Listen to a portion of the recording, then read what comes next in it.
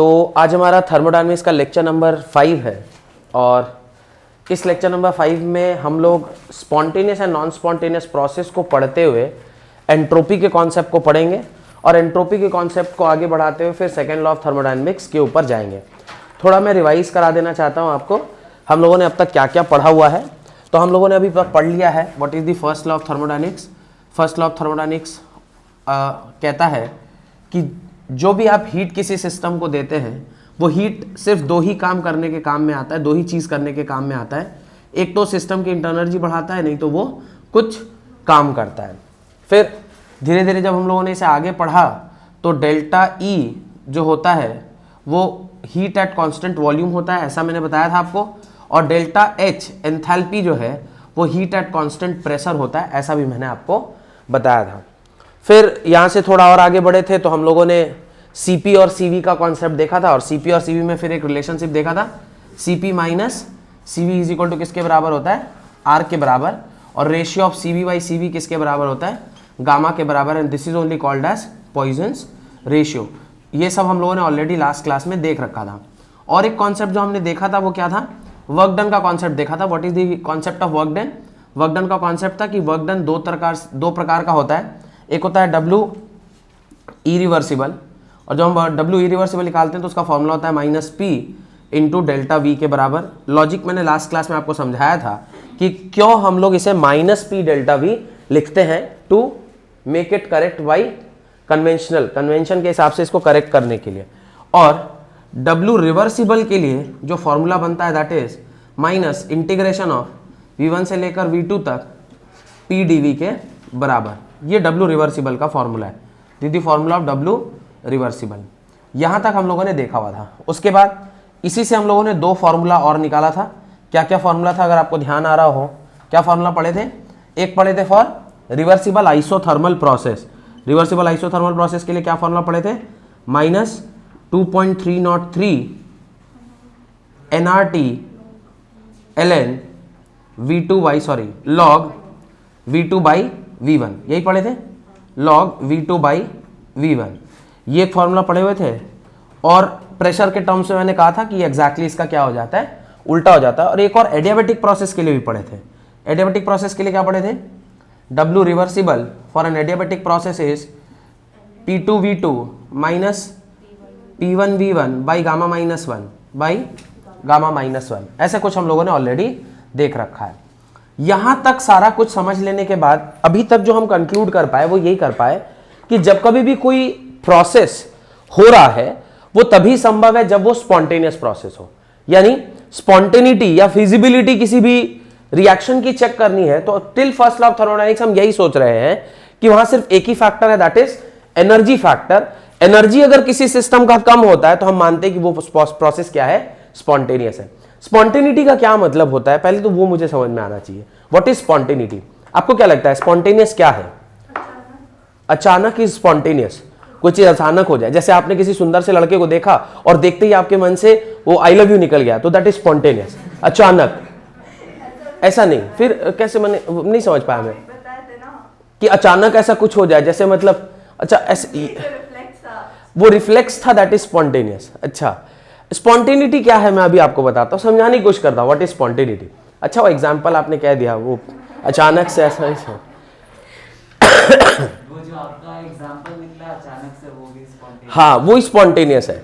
Spontaneity क्या है, अचानक से कुछ भी ख्याल आ जाना, हाँ वो भी स्पॉन्टेनियस है, जैसे आपके मन में अभी आ रहा है। तो स्पॉन्टेनियस क्या है, स्पॉन्टेनिटी क्या है, एक छोटा सा एग्जांपल है। जनरली स्पॉन्टेनियस प्रोसेस को समझने के लिए मैं एग्जांपल देता हूँ। अभी जैसे ठंड हो रही है, ऑब्वियसली बहुत ठंड है। अभी तो आज थोड़ा कम भी है, आज से 2-3 दिन पहले बहुत ज़्यादा ठंड थी। इतनी ठंड कि रात के 9 बजे अगर आपकी मम्मी आपसे कहे कि घर में 2 मेहमान आए हैं, जाके नीचे से दूध वाली थैली ले आओ, वो सुधा या अमूल की जो दूध की थैली होती है वो ले आओ, तो आपका वो मम्मी के ऑर्डर पर जो आपका रिएक्शन था कि हम नहीं जाएंगे, that was actually a spontaneous process और अ नॉन स्पॉन्टेनियस प्रोसेस। वो एक स्पॉन्टेनियस प्रोसेस है कि आपकी मम्मी ने कहा जाओ दूध की थैली ले आओ, आप कह रहे हैं पा इतना ही चाय पीने का मन है तो खुद जाके ले आओ, मैं किसी कीमत पे स्पॉन्टेनियस रिएक्शन होता है। हाँ, किसी किसी की मम्मी ऐसा कर सकती, पर जनरली अब आप बड़े हो गए तो मम्मी ज्यादा अब हाथ वगैरह नहीं, ये पापा के मन में रहता है कि बच्चा बड़ा हो गया, मम्मी अभी भी नहीं समझ रही है आपको। पर अगर मान लीजिए जैसे उसी टाइम पर जो बच्चे थोड़ा पापा से डरते हैं, पापा की आवाज आ गई, जैसे आपने मम्मी ने आपकी आवाज करा, मम्मी ने ऐसा कहा, अरे सुनते हैं, देखिए अरे जा रहे ना बाबा, तुम क्या पैसा क्या लाओ, कि तू पैसा क्यों नहीं दे रही, जाओ, क्या कहाँ पैसा है लाओ, कब से बोल रहे पैसा दो पैसा दो, और दे नहीं रही, और पापा को क्या बोलने का बात था इसमें। तो ये जो आपने किया, ये जो पापा की आवाज थी, दैट वाज एक्चुअली आप एक ना नॉन स्पॉन्टेनियस प्रोसेस को एक स्पॉन्टेनियस प्रोसेस में बदला गया। तो आपका जो नहीं निकलना उस ठंड में, that is actually a non spontaneous reaction, मतलब वो स्पॉन्टेनियस, आप नहीं निकलना चाहते, लेकिन जैसे ही आपकी पापा की आवाज आई, आप बस तुरंत रेडी, चप्पल उप्पल पहन के पूरा रेडी हो गए। ये जो आपके साथ हुआ, ये स्पॉन्टेनियस और नॉन स्पॉन्टेनियस का सबसे अच्छा उदाहरण बन सकता था। तो स्पॉन्टेनिटी को समझने के लिए या सो कॉल्ड फिजिबिलिटी को समझने के लिए हम लोग क्या करते हैं, जो रिएक्शन का जो अभी तक हम लोगों ने सेटिंग समझा हुआ था, वो ये था कि वही रिएक्शन स्पॉन्टेनियस होती है जिसकी एनर्जी कम हो जाए। आपने कई बार मेरे मुंह से सुना होगा कि कोई भी केमिकल रिएक्शन सिर्फ इसलिए हो रही है ताकि उसकी एनर्जी क्या हो जाए, डिक्रीज कर जाए। एनर्जी अगर उसकी डिक्रीज कर जाएगी तो वो रिएक्शन ऑटोमेटिकली होने लग जाएगा। पर जैसे जैसे फर्स्ट लॉ ऑफ थर्मोडायनामिक्स आया, उसके कई सारे लिमिटेशंस भी आए होंगे। उसी लिमिटेशन में पता चला कि कई सारे ऐसे प्रोसेस है जो process even if the energy is increasing but the reaction is spontaneous. Energy increase कर रहा है फिर भी वो रिएक्शन क्या है, स्पॉन्टेनियस है। तो या तो फर्स्ट लॉ ऑफ थर्मोडायनामिक्स गलत है या फिर वो एग्जांपल गलत है। एग्जांपल गलत हो नहीं सकता क्योंकि वो नेचुरल एग्जांपल है, तो यानी फर्स्ट लॉ ऑफ थर्मोडायनामिक्स में ही कोई त्रुटि होगी। तो अब गलत तो नहीं बोलेंगे, ये बोलेंगे कि इन्होंने सारे फैक्टर को कंसिडर नहीं किया है। उसी एक नए फैक्टर को कंसिडर करने के लिए एक नया कॉन्सेप्ट हम पढ़ते हैं, that is called as entropy. क्या बोलते हैं उसको, entropy. Entropy is randomness. Entropy क्या होता है, रैंडमनेस होता है। तो उसको समझने से पहले स्पॉन्टेनियस प्रोसेस की परिभाषा देखिए क्या लिखा हुआ है, the process which has a natural tendency to occur in a particular direction either of its own और आफ्टर प्रॉपर इनिशिएशन। खुद से हो जाए या कोई इनिशिएशन जरूरत रहता है। कई बार ऐसा होता है ना कि आप पढ़ना चाहते हैं लेकिन पढ़ नहीं पाते, तो टीचर से आपने पूछा कि सर पढ़ने तो बैठता हूं लेकिन पता नहीं चल रहा कहां से स्टार्ट करें, कहां एंड होगा, मतलब कैसे स्टार्ट करें, समझ में नहीं आ रहा। उस टाइम टीचर आपको क्या ज्यादा नहीं, बस थोड़ा सा बुद्धि दे देता है, अरे इस तरह से ना पहले ये बनाओ, फिर ये बना लेना, फिर ये बना लेना, इससे तुम धीरे धीरे स्टेप वाइज बनाने लग जाओगे। तो क्या किया टीचर ने, कि आपके बगल में बैठ के बनवा रहा था क्या आपसे, पर उसने आपको इनिशिएट करा दिया। इनिशिएट कराया मतलब वो दिशा दे दिया कि कैसे रिएक्शन, मतलब कैसे वो पर्टिकुलर प्रोसेस को अचीव किया जा सकता है, जो बेसिकली हम लोग का काम होता है। मैं तो यही करता हूं ना, कभी मैंने आपके सवाल लगाए हैं क्या, आज तक नहीं। मैं तो बस यही बताता हूं कि सवाल लगता कैसे, आप कैसे लगा सकते हैं। सवाल लगाना तो आप ही को पड़ेगा, मैं आपके भी हाथ में सवाल नहीं लगा सकता। तो स्पॉन्टेनियस प्रोसेस को देखिए लिखा है, the process which has natural tendency to occur, उसकी अपनी नेचुरल टेंडेंसी है, वो खुद से हो सकता है। Natural tendency to occur in a particular direction either by its own, वो खुद से होना चाहता है या फिर थोड़ी बहुत इनिशिएशन की मदद से वो होने लग जाए। ऐसे रिएक्शन को आप क्या बोलते हैं, स्पॉन्टेनियस रिएक्शन या स्पॉन्टेनियस प्रोसेस बोलते हैं। All natural processes are irreversible and spontaneous. जितने भी नेचुरल प्रोसेस है जो खुद से हो रहा है, खुद से होने का क्या मतलब है, पानी ऊपर से नीचे बहना, आप उसको चाह के भी अगर हायर एल्टीट्यूड से लोअर एल्टीट्यूड पे पानी अगर आ रहा है तो आप उसको नीचे से ऊपर खुद से नहीं ले जा सकते, पर अगर आप ऊपर पानी रखेंगे तो खुद ही खुद नीचे अपने आप आ जाएगा। ये एक स्पॉन्टेनियस प्रोसेस है और इरिवर्सिबल भी है, क्योंकि नीचे से ऊपर वो खुद से नहीं जा सकता। नीचे से अगर ऊपर आपको ले जाना होगा then you have to use some motor kind of thing, आपको एक्सटर्नल एनर्जी यूज करनी होगी, जो आपके पापा की तरह काम करेगा। आपके पापा की आवाज, आपके पापा की आवाज और मोटर में ज्यादा अंतर नहीं है ना। मम्मी तो ठीक ही कह रही थी, वही बात तो उन्होंने भी कहा था, पर उस टाइम आपके कान में जुआ क्या बोलते, जू भी नहीं रहेगा। पर जैसे ही पापा की आवाज आई तो कब से मांग रहे, पैसा क्यों नहीं दे रही हो, तो वो जो आपने ना तुरंत अपना रंग बदला, that is actually from spontaneous to non spontaneous और non spontaneous to spontaneous conversion. Then non spontaneous, the process which do not occur on its own in a particular direction, तो वो एक नॉन स्पॉन्टेनियस रिएक्शन है। Generally सारे natural process जो है वो spontaneous होते हैं। नॉन स्पॉन्टेनियस बहुत ही कम रिएक्शन आपको देखने को मिलती है, और इसको चाहे आप इनिशिएशन दे या फिर खुद से होने की इसमें कोई टेंडेंसी नहीं होती। अगर आपको किसी नॉन स्पॉन्टेनियस रिएक्शन को स्पॉन्टेनियस बनाना है तो आपको बहुत ज्यादा एक्सटर्नल एनर्जी क्या करना पड़ेगा, प्रोवाइड करना पड़ेगा। एक केमिस्ट्री का एग्जांपल अगर मैं आपके सामने दूं तो क्या एग्जांपल हो सकता है, H2 plus O2 gives water। आप हाइड्रोजन और ऑक्सीजन को मिलाते हैं तो पानी मिलता है।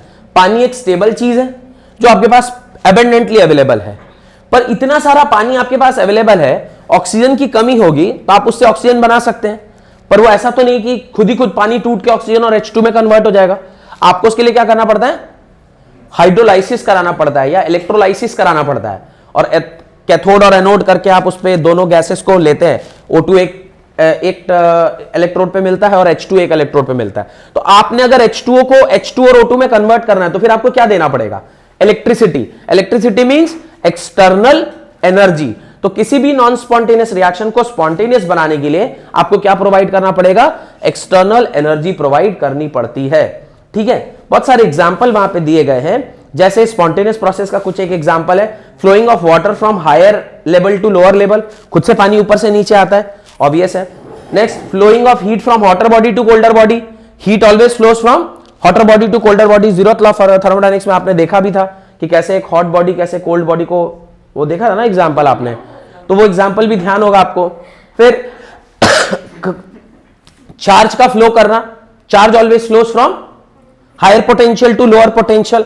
ये सारी चीजें स्पॉन्टेनियस है, ये खुद से हो रहा है।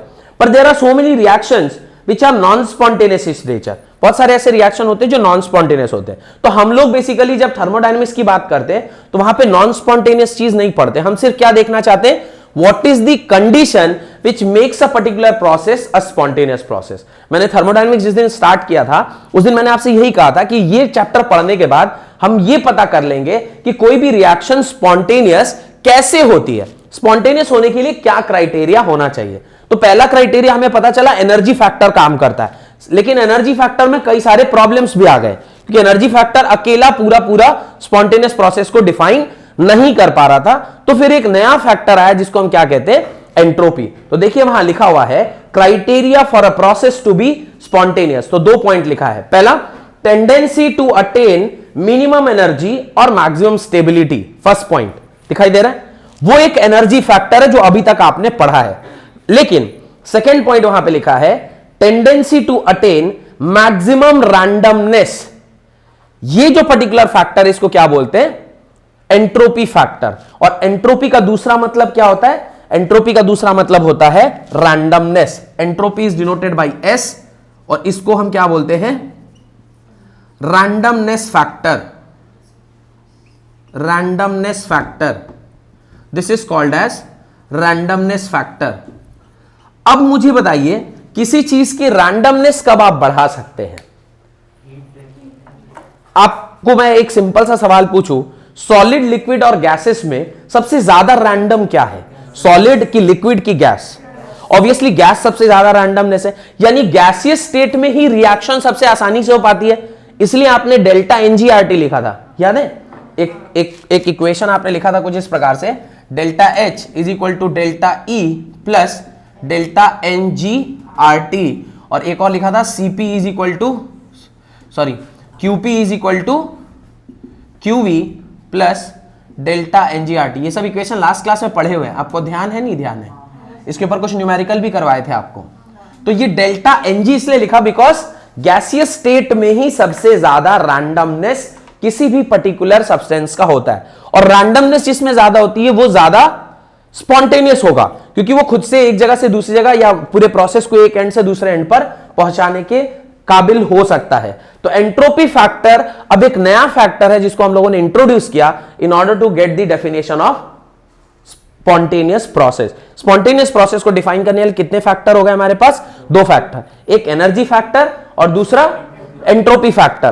तो अब एनर्जी फैक्टर का तो पूरा कॉन्सेप्ट आपने फर्स्ट लॉ ऑफ थर्मोडायनामिक्स से पढ़ लिया, एनर्जी फैक्टर समझ में आ गया, क्योंकि heat is also energy, internal energy also energy and work is also energy. तो आपने एनर्जी वाला पूरा कॉन्सेप्ट समझ में आ गया आपको। Now we need to understand the concept of entropy. तो एंट्रोपी की परिभाषा देखिए, the thermodynamic quantity which is used to measure the degree of randomness और disorderness of a system is called entropy. Disorderness, कितना ज्यादा डिसऑर्डर्ड है। Disordered होना मतलब देखिए सॉलिड बहुत ऑर्डर्ड होता है क्योंकि उसमें अरेंजमेंट ऑफ द एटम्स या मॉलिक्यूल्स बहुत डिफाइंड फॉर्म में है, पर गैसियस में क्या है, बहुत ज्यादा रैंडमनेस है, और रैंडमनेस होने की वजह से उसके अंदर जो उसका ऑर्डरनेस है वो काफी कम है, जिसका जो जितना ज्यादा डिसऑर्डर्ड होगा वो उतना अच्छा एंट्रोपी कैरी करता होगा, और जिसमें जितनी ज्यादा एंट्रोपी होगी वो उतना ज्यादा स्पॉन्टेनियस होगा। तो वैसे ही जैसे मैंने आपको पहले भी कहा था कि स्पॉन्टेनियस किसी भी चीज को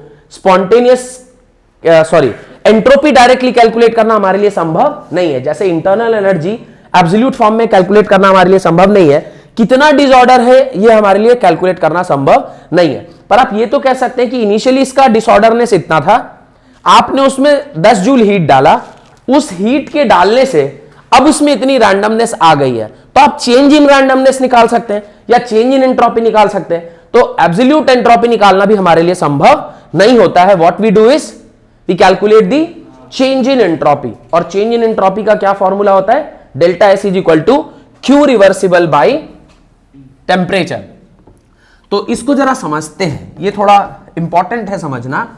तो ये फॉर्मूला सब मैंने एक ही जगह लिख दिया था इसलिए ताकि आपने अब तक क्या पढ़ा था वो आपको समझ में आ जाए कि हमने क्या क्या पढ़ रखा था अब तक। ध्यान से देखिए, दी डेल्टा एस आपने डिफाइन किया है, delta S is equal to heat reversible by temperature. अब ये टी टेम्परेचर जो है इसका क्या मीनिंग है वो देखते हैं। पहले डेफिनेशन पढ़िए, the thermodynamical quantity which is used to measure the degree of randomness और disorderness of a system is known as entropy. Entropy is directly proportional to randomness, more the disorderness more is the entropy.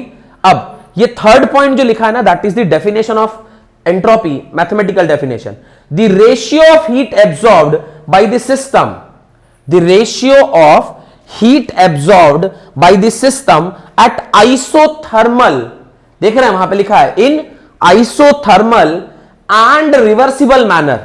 दो condition है, heat absorb system कैसे कर रहा है, isothermal process है और reversible process है। रिवर्सिबल प्रोसेस था इसलिए आपने क्या लिखा यहां पे, क्यू रिवर्सिबल लिखा। आइसोथर्मल प्रोसेस था मतलब टेम्परेचर वॉज कांस्टेंट, इसलिए आपने डेल्टा टी नहीं लिखा, क्या लिखा, ओनली टी लिखा। तो जितना हीट एक सिस्टम एब्जॉर्व करता है जब उसका टेम्परेचर क्या रहता है, कांस्टेंट रहता है, और वो जो प्रोसेस है वो कैसा होना चाहिए, रिवर्सिबल होना चाहिए, उस टाइम पर जो हीट एब्जॉर्व हुआ है that is only divided by temperature is called as change in entropy. तो ये परिभाषा बहुत इंपॉर्टेंट है, इसको आपको डब्बे में बंद कर लेना चाहिए कि delta S is equal to Q reversible by T. ये हीट एब्जॉर्ब हुआ है सिस्टम के द्वारा। अगर सिस्टम हीट एब्जॉर्ब करता है इसका क्या मतलब है, अगर सिस्टम हीट एब्जॉर्ब कर रहा है मतलब उसकी एंट्रोपी बढ़ रही है ऑब्वियसली। यानी अगर सिस्टम का डेल्टा एस पॉजिटिव है ग्रेटर देन 0, यानी डेल्टा एस क्या है, पॉजिटिव है। ये तभी संभव है जब सिस्टम ने हीट को क्या किया है, एब्जॉर्ब किया है। अगर किसी सिस्टम का डेल्टा एस लेस देन 0 है, यानी डेल्टा एस आपका नेगेटिव है, डेल्टा एस आपका नेगेटिव है, इसका मतलब heat is not absorbed, heat is released. तो यहां पे होगा हीट इज एब्जॉर्ब और यहां पे heat is evolved, heat is evolved both are by the system, both are by the system, दोनों ही सिस्टम के द्वारा, ये भी बाय द सिस्टम एंड ये भी बाय द सिस्टम। और यहीं से हमें परिभाषा मिलती है, यहीं से हमें परिभाषा मिलती है कि जब कभी भी कोई स्पॉन्टेनियस प्रोसेस होगा, जब कभी भी कोई स्पॉन्टेनियस प्रोसेस होगा, for a spontaneous process delta S must be positive, for a non spontaneous process delta S must be negative. तो आप ठीक उसके नीचे कहां पर बोलिए, आप यहां पर देख सकते हैं एक बहुत ही इंपॉर्टेंट पॉइंट यहां पे लिखा हुआ है, यहां पर एक मिनट, हाँ, पेज नंबर 214 पे जाएं आप, पेज नंबर 214, 214, उसके बिल्कुल लास्ट में देखें आप, लिखा हुआ है इलिस्ट्रेशन के ठीक ऊपर दिखाई दे रहा है, क्या लिखा है, डेल्टा एस टोटल अगर पॉजिटिव है तो प्रोसेस क्या है, स्पॉन्टेनियस। डेल्टा एस टोटल अगर नेगेटिव है तो प्रोसेस क्या है, नॉन स्पॉन्टेनियस, और डेल्टा एस टोटल अगर 0 है तो प्रोसेस क्या है, इक्विलिब्रियम पे है। और हमने पहले भी ऐसा देखा हुआ था इन टर्म्स ऑफ ये चैप्टर पढ़ने से पहले जब हम लोग स्टार्ट कर रहे थे, पहले दिन मैंने आपसे कहा था कि यहां पर स्पॉन्टेनिटी डिफाइन हो जाएगी कि कोई एक रिएक्शन स्पॉन्टेनियस है कि कोई एक रिएक्शन स्पॉन्टेनियस नहीं है।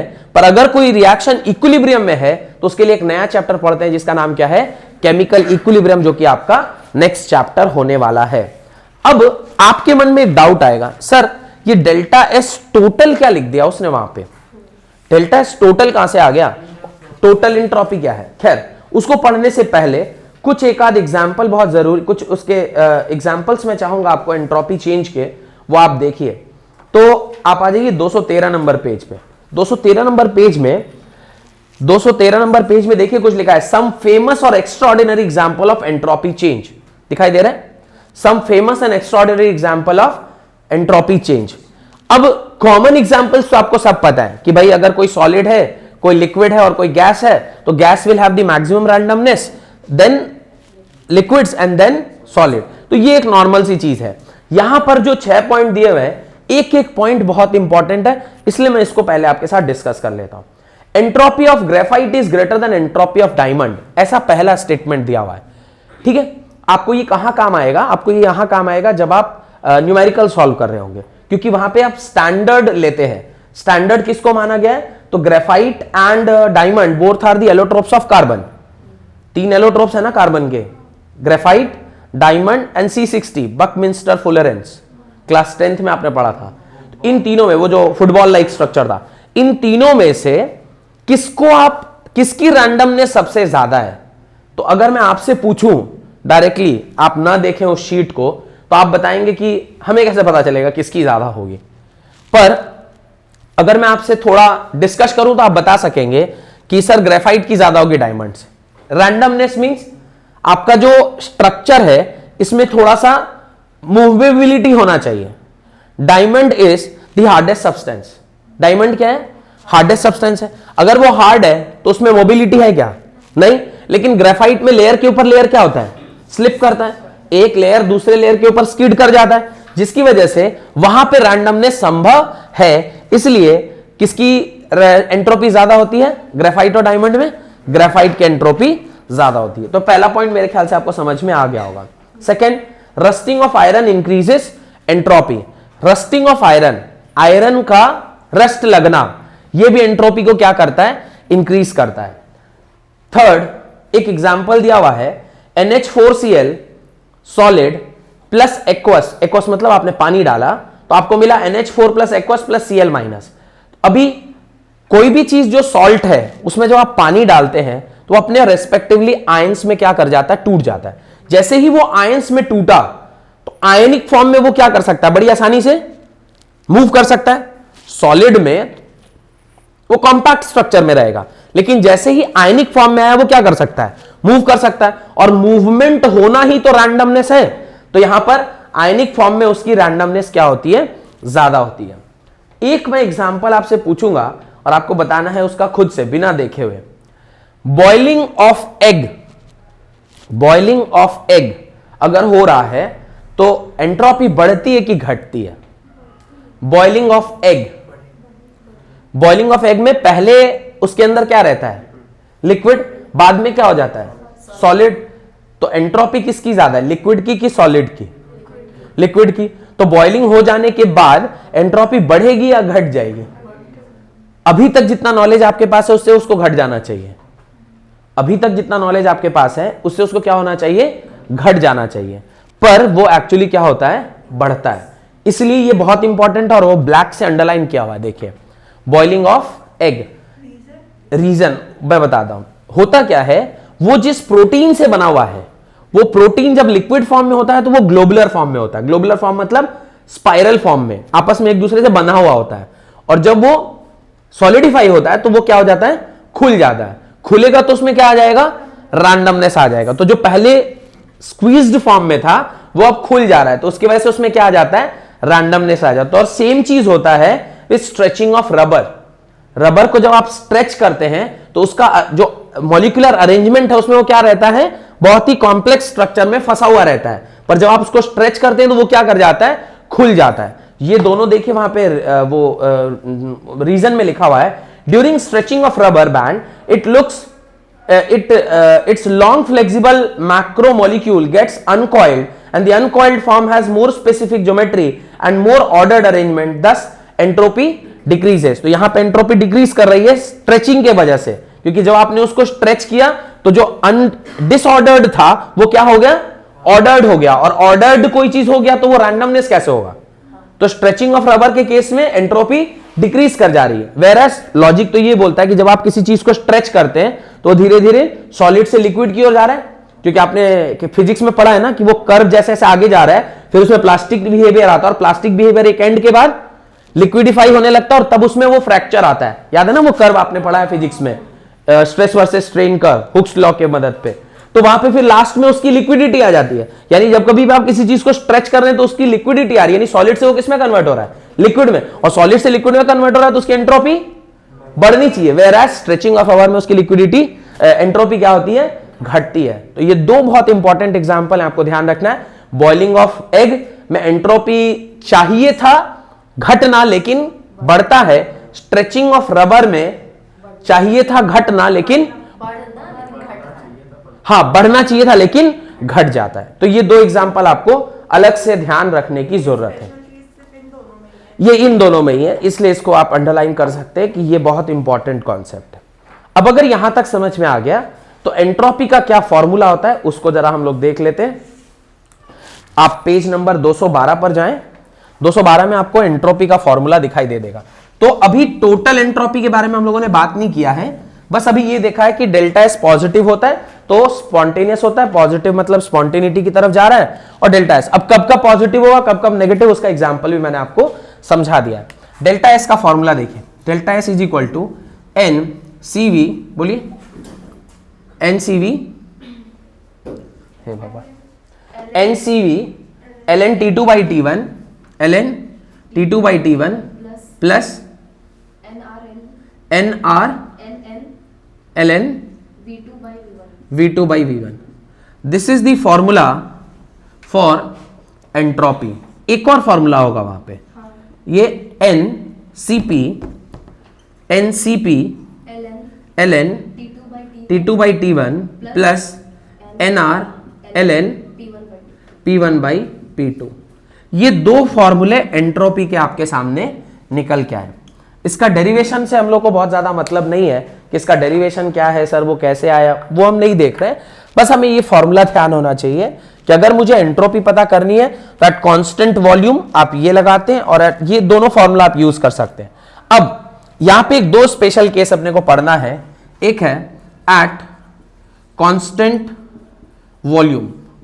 इफ वॉल्यूम इज कांस्टेंट, अगर वॉल्यूम कांस्टेंट होगा तो इन दोनों में कौन सा टर्म जीरो हो जाना है, ये वाला टर्म जीरो हो जाना है क्योंकि ये खत्म, और अगर ये दोनों बराबर हो गए तो ln1 होता है जीरो, ये क्वांटिटी क्या हो गई, खत्म हो गई। तो यानी delta S for isochoric process, कौन सा प्रोसेस, आइसोकोरिक प्रोसेस, किसके बराबर हो जाएगा, N C V L N T2 by T1 के बराबर।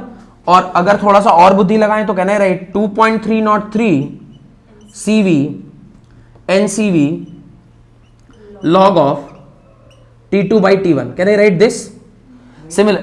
हाँ भैया वॉल्यूम कांस्टेंट बोल रहे ना, तो उसके हिसाब से V1 इक्वल V2 आना चाहिए ना। हाँ तो V1 V2 बराबर हो गया, बराबर हुआ तो कट गया, वो तो 1 आएगा ना, तो ln1 जीरो हो गया, अच्छा log 1 जीरो होता है।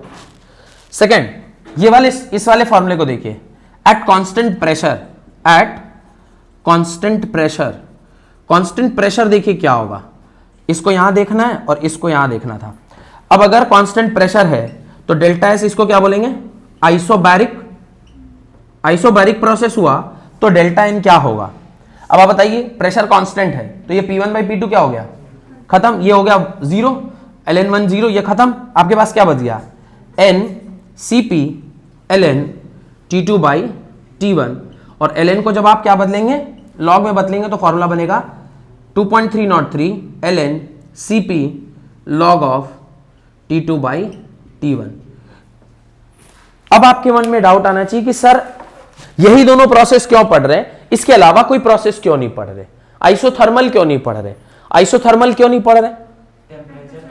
टेम्परेचर, अगर टेम्परेचर कांस्टेंट, हमने तो ऑलरेडी मान के रखा है ना कि एंट्रोपी तो एट आइसोथर्मल प्रोसेस पे होता है, पहली बात। दूसरी बात, एडियाबेटिक क्यों नहीं हो सकता?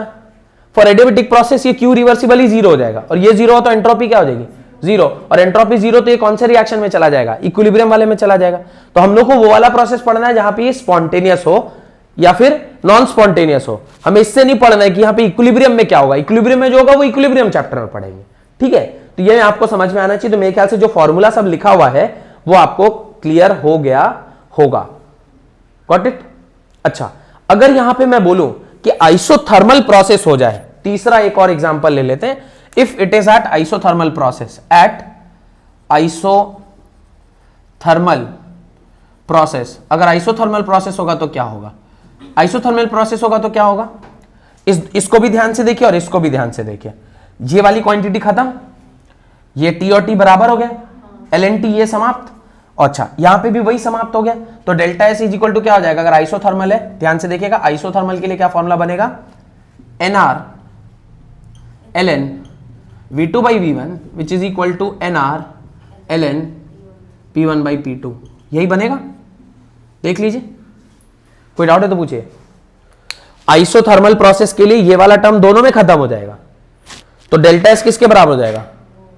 N R L N V2 by V1, और इस केस में डेल्टा एस किसके बराबर हो जाएगा? N R L N P2 by P1। तो ये दोनों ही फॉर्मूला बन गए। कुल 3 ही प्रोसेस है, और एडियाबेटिक अगर हुआ तो यही क्वांटिटी जीरो हो जाएगा और डेल्टा एस क्या हो जाएगा? जीरो। अगर नहीं समझ में आ रहा तो वो भी लिख लीजिए। For adiabatic process, adiabatic process Q reversible क्या हो जाएगा? Q reversible is equal to zero, therefore delta S is equal to zero. तो कुल मिला के आपको कितने फॉर्मूले मिल गए? एक फॉर्मूला, 2 फॉर्मूला, 3 फॉर्मूला और 4 फॉर्मूला। 4 ही तो प्रोसेस है, आइसोथर्मल, आइसोकोरिक, आइसोबारिक, एडियाबेटिक। चारों में डेल्टा एस की क्या वैल्यू होती है आपको पता चल गया। कोई दिक्कत है तो बताइए। नहीं, ये बहुत इंपॉर्टेंट फॉर्मूला है सारा का सारा, और इसी के बेसिस पर आपसे न्यूमेरिकल पूछा जाएगा। तो अगर आप स्टेटमेंट को पढ़ के यही नहीं कंक्लूड कर पा रहे हैं कि मुझे कौन सा फॉर्मूला लगाना है, फिर तो कहानी वही गड़बड़ हो जाएगी। तो आपको यह पता चलना चाहिए कि मुझे कौन सा फॉर्मूला यूज करना है, और वो बहुत जरूरी है, क्योंकि अगर आपको ये नहीं पता चला कि कौन सा फॉर्मूला लगाना है तो आगे का न्यूमेरिकल आप कैसे सॉल्व कर पाएंगे। इसलिए ये मेन फॉर्मूला है, इसको ध्यान रखना है। Delta S is equal to Q reversible by time होता है। डेल्टा एस की एक ये formula in terms of volume, ये एक formula in terms of pressure. और वॉल्यूम ऑफ प्रेशर में चूंकि इनवर्स रिलेशनशिप होता है तो V2 by V1 है, तो यहां क्या आ रहा है? P1 by P2। ये बात मैंने आपसे पहले भी कहा है, according to which law? Boyle's law. Boyle's law कहता है at constant temperature pressure and volume are inversely proportional. Board पे जितना कुछ लिखा है सब समझ में आ गया? बिटा दो इसे। चलिए, हेडिंग अगला आप देख रहे हैं, total entropy change in a reversible process, page number 213 के लास्ट में। ये क्लियर है? एंट्रोपी क्लियर हुआ? एंट्रोपी के फॉर्मूले क्लियर हो गए? एंट्रोपी का कॉन्सेप्ट क्लियर हो गया? एंट्रोपी क्या है? Entropy is randomness. सारे प्रोसेस के लिए एंट्रोपी क्या क्या होता है वो भी मेरे ख्याल से आपको समझ में आ गया होगा कि एडियाबेटिक प्रोसेस के लिए एंट्रोपी क्या होगा, आइसोथर्मल के लिए एंट्रोपी क्या होगा, and so on and so on and so on. चलिए, अब total entropy change in a reversible process क्या होता है इसको चेक करते हैं। टोटल एंट्रोपी अगर मैं चेक करूं, delta S total, this is the summation of delta S system plus delta S surrounding. Delta S system plus delta S surrounding. क्यों ऐसा लिखा गया है यह सोचने वाली बात है। यह इसलिए ऐसा लिखा गया है, अगर पूरे यूनिवर्स को देखा जाए तो अगर सिस्टम का रैंडमनेस बढ़ रहा होगा उसी टाइम पे सराउंडिंग का रैंडमनेस कम हो रहा होगा। अब आप कहेंगे सर ऐसा क्यों? Randomness depends upon absorption heat और इवॉल्विंग ऑफ हीट। या तो सिस्टम हीट ले रहा होगा या सिस्टम हीट रिलीज कर रहा होगा। अगर सिस्टम की हम बात करें तो आपने डिफाइन किया एंट्रोपी को heat absorbed bye the system isothermally and reversibly, यही डिफाइन किया था ना आपने एंट्रोपी को, isothermally reversibly the amount of heat absorbed bye the system is entropy. अगर ये हीट को एब्जॉर्ब कर रहा है उसी टाइम पे ये कहां से हीट एब्जॉर्ब कर रहा होगा? सराउंडिंग से। तो यहां पे जितनी क्वांटिटी से ये बढ़ रही होगी उसी क्वांटिटी से क्या हो रहा होगा? घट रहा होगा। इसमें कोई डाउट है तो पूछिए। नहीं तो इसके अंदर आपको दो हेडिंग पढ़ने हैं। देखिए लिखा है इन reversible process at every step system and surrounding remains in thermal equilibrium. ये मैंने आपसे पहले भी कहा था कि एवरी टाइम एक रिवर्सिबल प्रोसेस जब होता है वो इनफाइनाइटेसिमली स्मॉल स्टेप्स होता है। एवरी स्टेप के बाद वो क्या हो जाता है? एक नया इक्विलिब्रियम स्टैब्लिश होता है, फिर अगला स्टेप होगा, फिर एक नया इक्विलिब्रियम स्टैब्लिश होगा, फिर एक अगला स्टेप होगा, फिर एक नया इक्विलिब्रियम स्टैब्लिश। तो एवरी स्टेप पे there is a equilibrium establish. Let a system releases Q amount of heat to the surrounding, जैसा कि उसने कहा है कि क्यू अमाउंट ऑफ हीट आप क्या कर रहे हैं? सराउंडिंग में रिलीज कर रहे हैं। अगर आप सराउंडिंग में Q amount of heat release करेंगे तो ये क्या हो जाएगा? Minus Q reversible by T, और उसी टाइम पे ये क्या हो जाएगा? माइनस सॉरी ये क्या हो जाएगा? Plus Q reversible by T. अच्छा, minus Q reversible by T plus Q reversible by T cancel हुआ, डेल्टा एस टोटल क्या निकल के आ गया? डेल्टा एस टोटल निकल के आ गया, delta S total is equal to 0। तो डेल्टा एस टोटल तब 0 होता है जब आपका प्रोसेस कैसा है? रिवर्सिबल है। जब आपका प्रोसेस कैसा है? रिवर्सिबल है। लेकिन अगले पेज पर आइए, पेज नंबर 214 पे आपको दिखाई देगा total entropy change for a irreversible process. अब why we are not considering this to be a natural process? दुनिया में ज्यादातर जो रिएक्शन जो नेचुरली होने वाली चीजें हैं वो इरिवर्सिबल होती हैं। ये संभव नहीं है। इनफाइनाइटेसिमली स्लो प्रोसेस कराना हमारे लिए संभव नहीं है। नेचर के पास ये सब संभव है। आपका बढ़ना, आप जो बढ़े हैं, आप जब पैदा हुए होंगे तब, और आप जब आज 17-18 साल के हो गए तब, ये जो आपका हाइट में इंक्रीज हुआ है, पापा आपको आप पूछिए तो आपके पापा ये नहीं बोल पाएंगे कि किस दिन आप कितने बड़े हुए। बोल पाएंगे? क्या आपकी मम्मी बता पाएगी किस दिन आप कितने बड़े हुए? It is very difficult. हाँ, कोई डिस्टेंट रिलेटिव अगर आया तो वो जरूर बताता, अरे पिछले बार देख के गई थी इतनी छोटी थी, इस बार इतनी बड़ी हो गई, अरे बहुत लंबी हो गई है। क्यों? क्योंकि वो एक बड़े इंटरवल के बाद आपको देख रहे हैं, तो वो जज कर पा रहे हैं कि यार जब छोड़ के गए थे तो इतनी थी, अब आए हैं तो इतनी बड़ी हो गई है। पर पापा मम्मी से अगर आप पूछे जो डेली आपको देख रहे हैं, इट इज नॉट पॉसिबल पता कराना कि आज ही कितना बड़ा हो गया। और फिर जब आप एक 5-6 साल की उम्र, जैसे मैं तेजस को देख रहा हूं, तेजस को जो मैं अभी देखता हूं, ऐसे देख के लग रहा है वो बहुत बड़ा हो गया, कब बड़ा हुआ ये पता नहीं चला। इसलिए माँ बाप देखिए जनरली बात करेंगे आपस में, तो कहीं बच्चा इतना बड़ा हो गया पता ही नहीं चला। नहीं पता चलता यार कब बड़ा हुआ। मेरे को पूछिए ना, मेरा दोनों बच्चा बड़ा होता है यार, मेरे को पता नहीं चल रहा है कि वो कब बड़ा हुआ। कैसे पता चलेगा? हर दिन मैं उसको देख रहा हूं। तो उतना स्लो स्टेप नेचर में ही संभव है। जैसे आपके नाखून का बढ़ना, बाल का बढ़ना, ये सब पता करना मुश्किल है। पर इसके अलावा जितने भी नेचुरल प्रोसेस हैं सारे के सारे इरिवर्सिबल। और इरिवर्सिबल प्रोसेस जब कभी भी होता है वहां पे टेम्परेचर जो है वो सेम नहीं रहते। वो टेम्परेचर क्या हो जाता है? वेरी कर जाता है। ये देखिए क्या लिखा है, let a system is at high temperature. System कहां पर है? हाई टेम्परेचर पर है, T1 पर, and surrounding is at low temperature T2। Because equilibrium establish नहीं हुआ है, तो इक्विलिब्रियम स्टैब्लिश नहीं हुआ तो दो अलग अलग स्टेट होंगे, अलग अलग स्टेट होंगे, तो system is at T1 and surrounding is at T2। तो Q amount of heat is released by the system. क्योंकि भाई T1 ज्यादा टेम्परेचर वाला था तो उसने Q amount of heat release किया होगा, और अगर वो Q amount of heat release करेगा तो उसका फॉर्मूला अब क्या हो जाएगा? Minus Q by T1। And जब ये सिस्टम रिलीज कर रहा है तो यही इसको एब्जॉर्ब कर रहा होगा, तो हीट तो वही रहने वाला है, पर टेम्परेचर अब क्या हो जाएगा? T2। ये पहला वाला समझ में आ गया था? चलिए अब देखिए ध्यान से। अब जब आप इसे देखेंगे तो यहां पे आ रहा है माइनस क्यू 1/T1 प्लस नहीं माइनस 1/T2। अब यहां पर मुझे बताइए इस पूरे सिस्टम में कि इस जगह पे एंट्रोपी का क्या होने वाला है? T1 is greater, T1 is greater than T2। थोड़ा सा बुद्धि लगाइए। T1 बड़ा है, नीचे वाली क्वांटिटी जिसकी बड़ी होती है ना, वो पूरी क्वांटिटी छोटी हो जाती है। ये समझ में आ रहा है?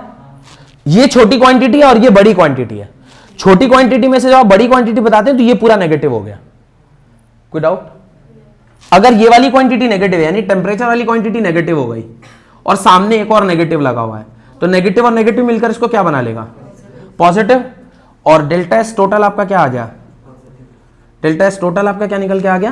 पॉजिटिव निकल के आ गया। अगर डेल्टा एस मेरा पॉजिटिव आ रहा है तो जो भी सिस्टम नेचर में ऑकर हो रहा है इरिवर्सिबली, नेचुरल जितने भी प्रोसेस हैं वो सारे स्पॉन्टेनियस है। Natural processes are spontaneous process. और स्पॉन्टेनिटी का कंडीशन भाई मैथमेटिक्स क्या समझ में आया? डेल्टा एस क्या होना चाहिए? पॉजिटिव होना चाहिए। यहीं से हमने कंक्लूड किया कि डेल्टा एस टोटल पॉजिटिव होता है तो वो कौन सा प्रोसेस है? Spontaneous. Delta S total negative हुआ तो नॉन स्पॉन्टेनियस, और डेल्टा एस टोटल जीरो हुआ तो इक्विलिब्रियम कंडीशन होता है। ये कंक्लूजन मेरे ख्याल से आपको अब समझ में आ गया होगा। और ये स्टेटमेंट पढ़ लीजिए, total entropy change for irreversible spontaneous process is always greater than zero. समझ में आया? यहां तक कोई doubt? Second law of thermodynamics देखें, सेकेंड लॉ ऑफ थर्मोडायनेमिक्स। तो एंट्रोपी भी समझ में आ गई। एंट्रोपी में जो सबसे इंपॉर्टेंट बात थी वो लास्ट ही था, लास्ट पॉइंट जो हम लोगों ने देखा है। क्या देखा है? किसी भी स्पॉन्टेनियस प्रोसेस के लिए डेल्टा एस क्या होना चाहिए? पॉजिटिव होना चाहिए। और नॉन स्पॉन्टेनियस के डेल्टा एस क्या होना चाहिए? नेगेटिव होना चाहिए। एंड जो आपका केमिकल इक्विलिब्रियम यानी इक्विलिब्रियम वाले प्रोसेस होंगे उसके लिए डेल्टा एस क्या होना चाहिए? जीरो होना चाहिए। ये कंक्लूजन हम लोगों ने देख लिया। अब सेकेंड लॉ ऑफ थर्मोडायनेमिक्स क्या कहता है उसका स्टेटमेंट को पढ़िए। It state about the direction of flow of heat. तो सेकेंड लॉ ऑफ थर्मोडायनेमिक्स क्या कहता है? किस दिशा में हीट फ्लो होगी, किस दिशा में हीट फ्लो करेगी। All natural process in universe are irreversible process और natural process are spontaneous process. Due to spontaneous process entropy of universe is increasing continuously. तो दुनिया में जितना भी कुछ है वो क्या है? सारा का सारा इरिवर्सिबल प्रोसेस है। इरिवर्सिबल प्रोसेस होने की वजह से सारे के सारे प्रोसेसेस स्पॉन्टेनियस है। और आपने भी कंक्लूड किया कि जो भी सिस्टम इरिवर्सिबल और स्पॉन्टेनियस होता है उसकी एंट्रोपी ग्रेटर देन जीरो होती है। एंट्रोपी ग्रेटर देन जीरो होने का क्या मतलब है? It is absorbing heat, system is absorbing heat every time. हर बार वो हीट एब्जॉर्ब कर रहा है, हीट रिलीज कर रहा होगा या हीट एब्जॉर्ब कर रहा होगा। इन दोनों ही केस में पूरे यूनिवर्स की एनर्जी बढ़ती जा रही नहीं बढ़ती जा रही। तो जो बाद में हमने एक थ्योरी फर्स्ट एकदम स्टार्टिंग में कहा था कि एनर्जी पॉइंट ऑफ व्यू से अगर आप सोचें तो energy can neither be created nor be destroyed, जिस बेसिस पे वो पूरा अभी चल रहा था। लेकिन फिर यूनिवर्स इज एक्सपैंडिंग का कॉन्सेप्ट आया। अब यूनिवर्स अगर एक्सपैंड कर रहा है तो कहीं ना कहीं एनर्जी बढ़ना चाहिए। एनर्जी बढ़ने का जो कॉन्सेप्ट है वो कहां से समझ में आ रहा है? एंट्रोपी से। एंट्रोपी कहता है कि अगर कोई दुनिया में प्रोसेस है जो कि इरिवर्सिबल है और स्पॉन्टेनियस है तो उसका डेल्टा एस क्या होना चाहिए? पॉजिटिव। डेल्टा एस तभी पॉजिटिव होगा जब सिस्टम क्या कर रहा है? हीट रिलीज कर रहा है और सराउंडिंग उस हीट को क्या कर रहा है? एब्जॉर्ब कर रहा है। अगर सराउंडिंग उसको एब्जॉर्ब करेगा तो धीरे धीरे क्या होता जाएगा? बड़ा होता जाएगा। और यही स्टेटमेंट है, due to spontaneous process entropy of universe is increasing continuously and entropy of isolated system increases. Got it? यहां तक कोई डाउट नहीं? अब हाँ, तो हर ये फर्स्ट के बाद सेकंड तभी आया होगा जब पहला वाला पूरा सही नहीं है। मैं नहीं बोलूंगा गलत है, पूरा सही नहीं है, क्योंकि उसने आधा ही फैक्टर कंसीडर किया, आधा फैक्टर कंसीडर नहीं किया। सेकेंड लॉ ऑफ थर्मोडायनेमिक्स का एक फिजिक्स में अलग परिभाषा है। फिजिक्स में क्या परिभाषा है सेकेंड लॉ ऑफ थर्मोडायनेमिक्स का? वो स्टेटमेंट सिर्फ बोल देता हूं, पढ़ेंगे फिर फिजिक्स में। It is impossible to construct a perpetual machine. क्या कह रहा है? It is impossible to construct a perpetual machine which converts entire energy into work। पूरे के पूरे एनर्जी को आप वर्क में कन्वर्ट नहीं कर सकते। There has to be some loss, कुछ ना कुछ लॉस तो होना ही होना है। एग्जैक्टली 100% वर्क में कन्वर्ट हो जाए ऐसा संभव नहीं है। तो गिब्स नामक एक साइंटिस्ट आए, क्या नाम था उनका? गिब्स एनर्जी करके एक उन्होंने कॉन्सेप्ट दिया और कहा कि जो टोटल एनर्जी मान लीजिए आपने 100 जूल दिया है उसमें से 30 जूल आपका बर्बाद हो गया, तो मेरे काम का कितना है? 70 जूल। उसी 70 जूल के बेसिस पर आप सारा कैलकुलेशन करते हैं, ना कि 100 जूल के बेसिस पर। कोई भी सिस्टम स्पॉन्टेनियस है या नॉन स्पॉन्टेनियस है, इसका पता हम सिर्फ और सिर्फ फ्रूटफुल एनर्जी की मदद से कर सकते हैं। वो एनर्जी जो एक्चुअली में वर्क कर रहा है, जो सिस्टम की इंटरनल एनर्जी बढ़ा रहा है, उससे मेरे को क्या लेना देना है, या जो लॉस हो जा रहा है उससे मुझे कोई लेना देना नहीं है। ये पहला आर्ग्यूमेंट किसने दिया? गिब्स ने दिया। गिब्स ने क्या बोला देखिए, Gibbs energy is defined as at constant temperature and pressure to predict the spontaneity of process. तो इन्होंने ही स्पॉन्टेनिटी ऑफ प्रोसेस को डिफाइन करने के लिए अब दोनों फैक्टर को कंसीडर किया। कौन कौन सा फैक्टर? एक एनर्जी फैक्टर और दूसरा एंट्रोपी फैक्टर। और इन दोनों फैक्टर्स को कंसीडर करते हुए इन्होंने फिर फाइनल अपना जो गिब्स फ्री एनर्जी का कॉन्सेप्ट था वो बताया।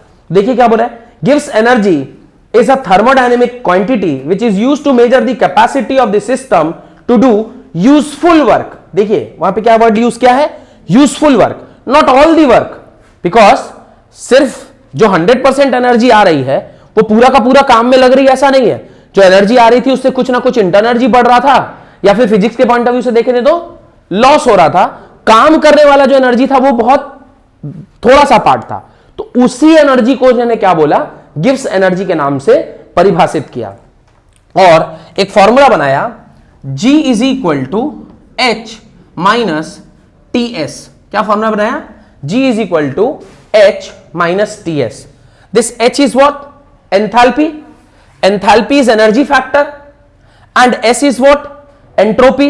Entropy is the randomness factor. और इन दोनों को मिलाकर ही क्या बनाया?